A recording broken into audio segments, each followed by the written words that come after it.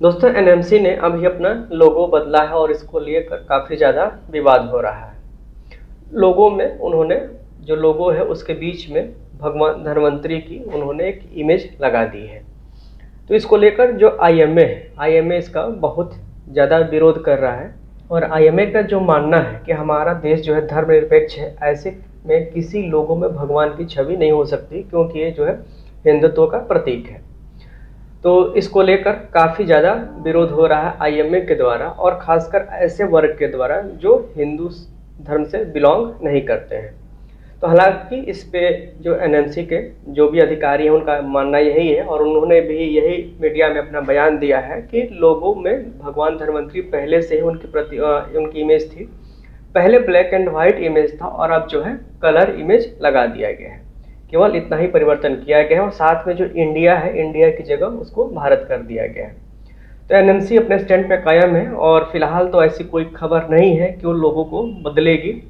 तो निश्चित रूप से चूंकि हमारा देश है और भगवान धन्वंतरी जो है जो आयुर्वेद के जनक तो है, चिकित्सा के देवता वही माने जाते हैं, देव चिकित्सक भी माने जाते हैं। तो ऐसे में धन्वंतरी की इमेज अगर ना हो तो भी लगाने से, अगर पहले से है उसको कलर किया गया है, किसी भी परिस्थिति में वो बिल्कुल जायज़ है। और भगवान धन्वंतरी की पूजा अगर हम अपने देश में नहीं करेंगे तो फिर कहाँ करेंगे। निश्चित रूप से एनएमसी का जो है स्टैंड जो है कायम है और उस पर हटाने को भी फिलहाल तैयार नहीं है।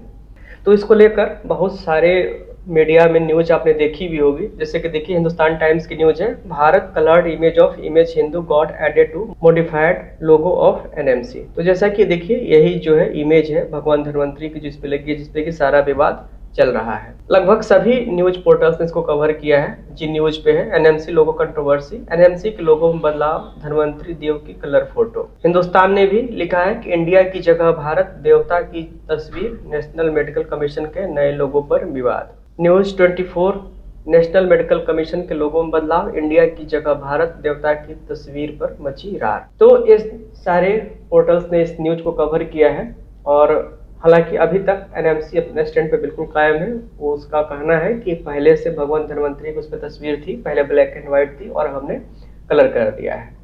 तो इन सारे विवादों के बीच एक और बहुत ही बेहतरीन कदम एनएमसी में उठाया हुआ है।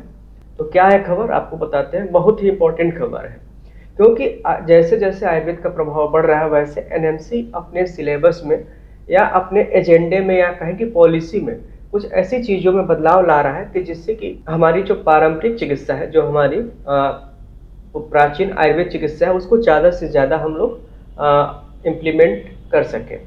तो इसको लेकर जो न्यूज़ है हम आपको दिखाते हैं पोर्टल्स पे ही।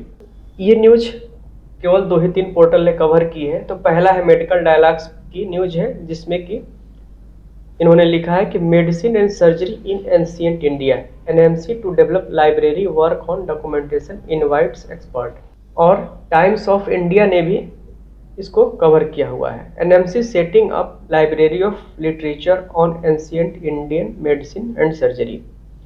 तो पूरी न्यूज हम आपको पढ़ के दिखा देते हैं। The national medical commission is planning to create a library in which all books and manuscripts related to medicine and surgery in ancient India will be available. यानी कि एनएमसी एक ऐसी लाइब्रेरी सेटअप कर रहा है जिसमें कि जितने भी एंशिएंट टेक्स्ट हैं मेडिसिन और सर्जरी के, वो सब वहाँ पे अवेलेबल रहेंगे और कोई भी उसको देख सकता है। It has called for experts from the medical fields and other disciplines to help identify and collect the books and manuscripts for this purpose।